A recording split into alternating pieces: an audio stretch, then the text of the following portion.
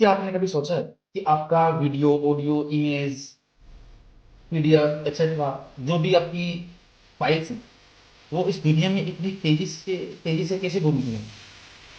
इसका जवाब है टीसीपी आईपी।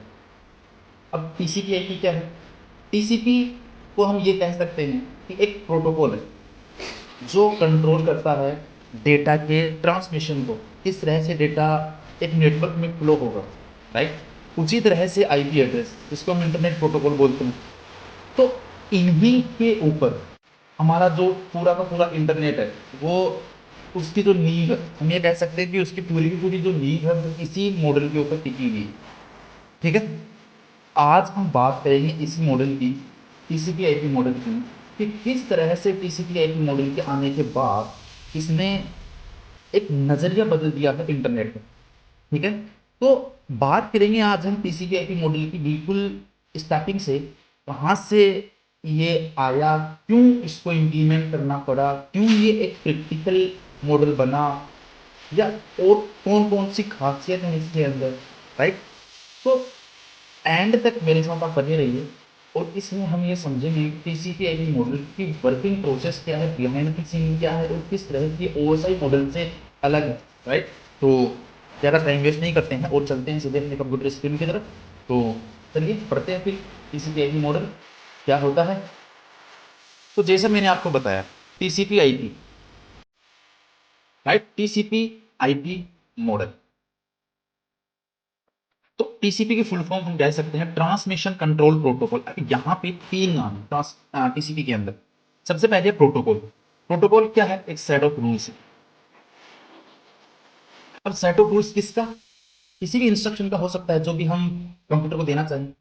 तो सेट ऑफ रूल्स जो कि कंट्रोल करता है, किसको कंट्रोल करता है? ट्रांसमिशन। अब ट्रांसमिशन हमारा मीडियम हो सकता है कि वो सेंडर साइड से ट्रांसमिशन हो सकता है वो रिसीवर साइड से ट्रांसमिशन हो, राइट? इसके अलावा हो सकता है वो ट्रांसमिशन वाया लेन हो, वाया वेन हो, किसी भी तरह से हो सकता है।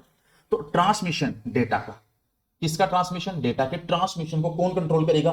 वो सेट ऑफ रूल्स, उसे हम प्रोटोकॉल बोलेंगे। और इंटरनेट प्रोटोकॉल, आईपी एड्रेस हम जिसको बोल सकते हैं, कि रियल वर्ल्ड की अगर हम बात करें तो जैसे कि मेरा मोबाइल नंबर है, वो रियल वर्ल्ड में मेरी एक आइडेंटिटी है जिससे लोग मुझे पहचानते हैं कि ये नंबर मेरा है। उसी तरह से इंटरनेट के ऊपर आईपी एड्रेस जो है वो मेरी एक आइडेंटिटी है, राइट? अब बात करेंगे सबसे पहले फर्स्ट पॉइंट की, कि टीसीपी आईपी मॉडल, इसकी शुरुआत कहां से हुई।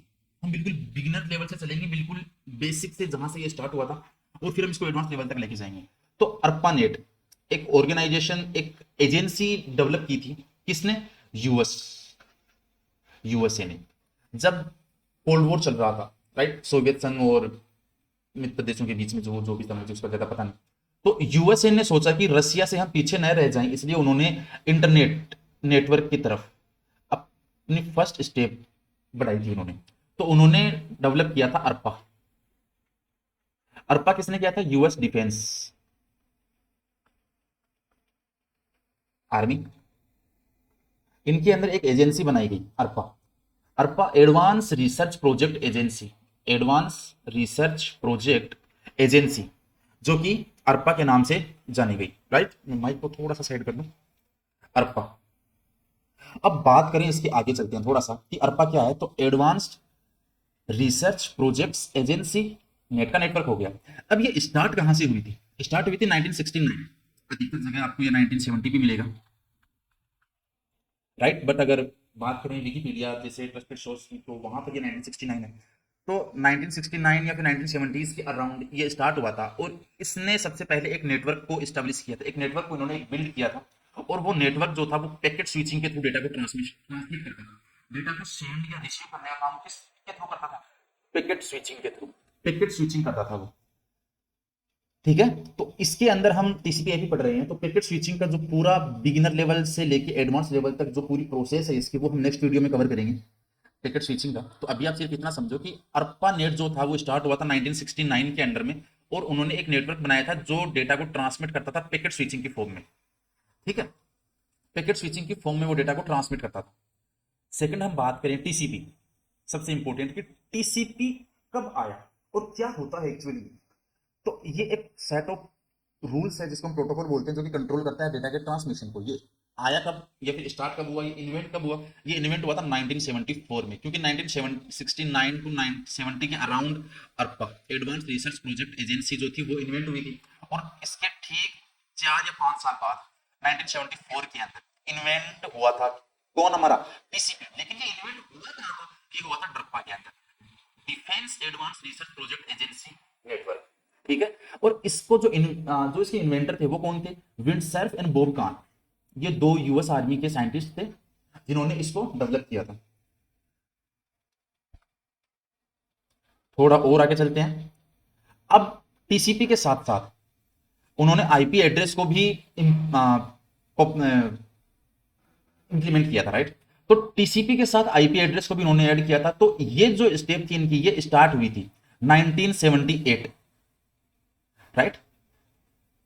ये जो था TCP IP transmission control protocol and हमारा इंटरनेट प्रोटोकॉल, ये स्टार्ट हुआ था 1978 में। तो 1974 के अंदर हमारा टीसीपी किसने बनाया था? विंडसर्फ एंड बॉब कान ने। और इन्होंने क्या किया था 1978 में, इसके साथ आईपी एड्रेस को भी शामिल कर दिया और इन दोनों को डिवाइड कर दिया, टीसीपी एंड आईपी। अब अगर देखा जाए मोस्टली कि टीसीपी और आईपी इन दोनों को ये साथ में लेके आए, लेकिन अगर हम इनको अलग करके देखें तो इनकी वर्किंग प्रोसेस क्या है? तो इनकी वर्किंग प्रोसेस है ट्रांसमिशन। क्या क्या काम करेगा? ये डेटा को ट्रांसमिट करेगा, डेटा को सेंड करेगा या फिर डेटा को रिसीव करेगा, राइट। ये डेटा को सेंड करेगा। अब इसके दो प्रोटोकॉल काम में आते हैं। दो प्रोटोकॉल कौन से काम में आएंगे?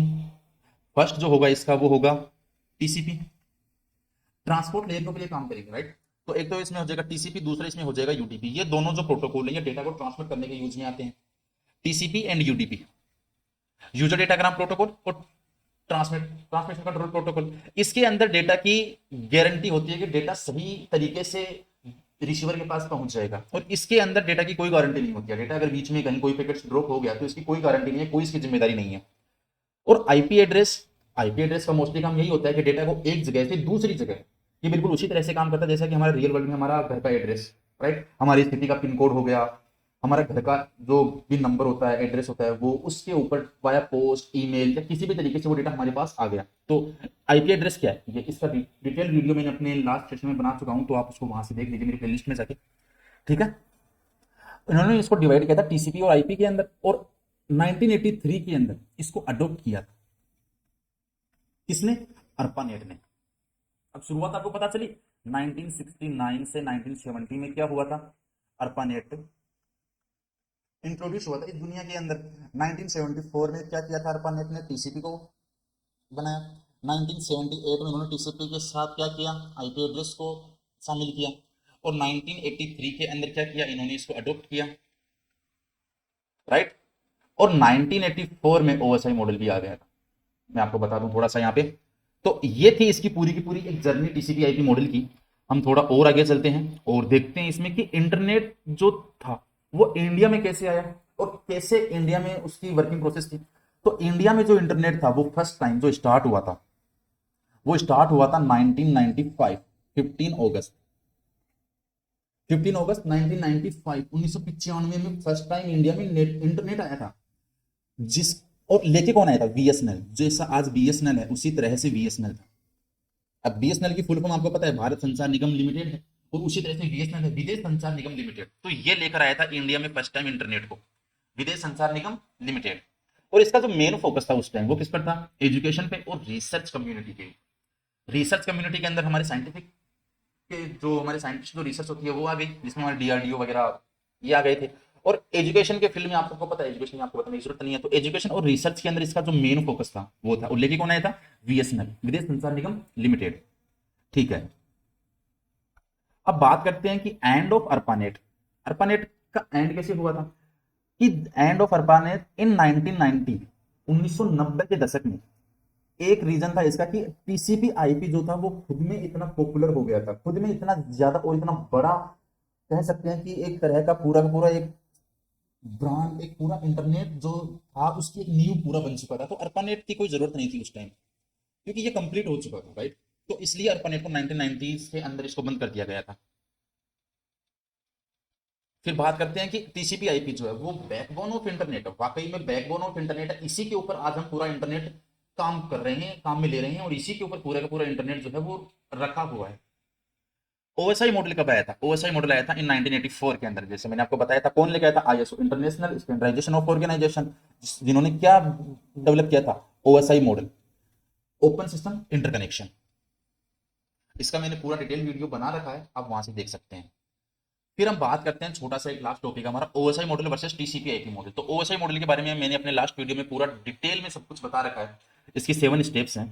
तो एप्लीकेशन लेयर, प्रेजेंटेशन लेयर और सेशन लेयर, ये तीनों जो लेयर हैं, ये होस्ट कंप्यूटर के ऊपर या फिर रिसीवर कंप्यूटर के ऊपर,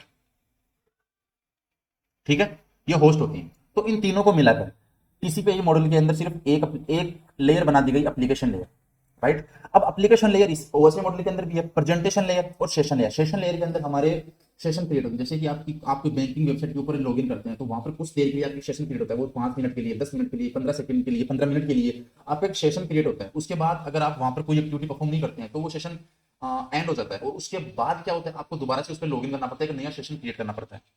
प्रेजेंटेशन, आपका जो ब्राउजर है उसके अंदर डेटा किस तरह से दिखेगा, उसकी इनकोडिंग डिकोडिंग किस फॉर्मेट में वो दिखेगा, कैसा इंक्रिप्शन उसके ऊपर इंप्लीमेंट होगा, और कौन सी एप्लीकेशन के थ्रू आया, आपका गूगल क्रोम है, फाइल ट्रांसफर प्रोटोकॉल है, एफटीपी है, एसएनएमपी है, डीएनएस है, जो भी है, ये सब। तो एप्लीकेशन लेयर हम इनको मान सकते हैं कि एक एप्लीकेशन के ऊपर ये सब काम करते हैं। तो एप्लीकेशन लेयर, अब इसमें कौन कौन सी हो सकती हैं? वो चाहे एचटीटीपी के थ्रू हो, वो चाहे एसएमटीपी के थ्रू हो, हाइपर टेक्स्ट ट्रांसफर प्रोटोकॉल हो गया HTTP, simple mail transfer protocol हो गया हमारा एसएमटीपी, फाइल ट्रांसफर प्रोटोकॉल हो गया एफटीपी, डोमेन नेम सर्विस हो गया हमारी डीएनएस, टेलनेट हमारी टेली नेटवर्क हो गया, और सिंपल नेटवर्क मैनेजमेंट प्रोटोकॉल जो कि पूरे के पूरे नेटवर्क को मैनेज करता है, राइट। उसी तरह से हमारा ट्रांसपोर्ट लेयर है, हमारी जो ओएसआई मॉडल है उसकी फोर्थ लेयर, जिसे हम हार्ट ऑफ ओएसआई भी कहते हैं। क्या? हार्ट ऑफ ओएसआई किसे कहते हैं? ट्रांसपोर्ट लेयर को। ट्रांसपोर्ट लेयर को हम बोलते हैं हार्ट ऑफ ओएसआई। उसी तरह से आई टीसीपी आईपी मॉडल के अंदर जो हमारा ट्रांसपोर्ट लेयर है, वो बिल्कुल उसी तरह से काम करता है। टीसीपी और यूडीपी दो सिग्नल प्रोटोकॉल है जो डेटा को सेगमेंट करते हैं, डेटा को छोटे छोटे टुकड़ों में डिवाइड करते हैं। फिर बात करते हैं नेटवर्क लेयर। तो इसके अंदर इंटरनेट लेयर हो जाएगा, उस नेटवर्क लेयर का। नेटवर्क में हम नेटवर्क से कनेक्ट होते हैं और इसके अंदर हम डायरेक्टली इंटरनेट से कनेक्ट हो जाएंगे। इसके अंदर एड्रेस रेजोल्यूशन प्रोटोकॉल है, आईपी है, आईजीएमपी है, आईसीएमपी है, राइट। पिंग जब हम यूज में लेंगे तो इसमें हम आईसीएमपी यूज में लेंगे। अगर हमें MAC address to IP address अगर रिजोल्व करना है, तो IP address to MAC address हमको रिजोल्व करना है, तो हम एड्रेस रेजोल्यूशन प्रोटोकॉल का यूज करेंगे। आईपी आपको बता दिया। और आईजीएमपी हम जब आगे सीखने की लेब करेंगे, तो वहां पर मैं आपको और इसको डिटेल में बताऊंगा। डेटा लिंक लेयर और फिजिकल लेयर, ये दोनों हार्डवेयर लेवल की साथ में आ जाती हैं। तो यहां पर अगर नेटवर्क एक्सेस, किस तरह से हम नेटवर्क को एक्सेस करेंगे, वो किसी भी फॉर्म में हो सकता है। वो इथरनेट के फॉर्म में हो सकता है, जिसे हम लेन बोलते हैं, लोकल एरिया नेटवर्क। वो फ्रेम रिले के फॉर्मेट में हो सकता है, जो कि वेन पे काम करेगा। एक टोकन रिंग हो सकता है, जो कि ओल्ड लेन के ओल्ड वर्जन में यूज में आता था। एक होता है एटीएम, ठीक है। तो ये था हमारा ओएसआई मॉडल और हमारा टीसीपी मॉडल का डिफरेंशिएशन, राइट। और अगर इसमें कुछ और बाकी रह गया है, तो आप लोग प्लीज कमेंट कर सकते हैं, वीडियो को ज्यादा से ज्यादा शेयर कर सकते हैं, लाइक कीजिए, सब्सक्राइब कीजिए। इससे मुझे भी थोड़ा मोटिवेशन मिलेगा, और मैं और इससे भी अच्छे और ज्यादा डीपली आपके लिए मीनिंगफुल और नॉलेजफुल वीडियोज लेके आऊंगा, जिससे आपका सिर्फ ना कि नॉलेज बढ़े, न सिर्फ आप एग्जाम पास कर सकें, आपको वो नॉलेज भी मिले जो शायद किसी और टॉपिक को जब आप कवर करोगे, पढ़ोगे, तो वहां भी वो आपके बहुत ज्यादा काम आएगा। धन्यवाद।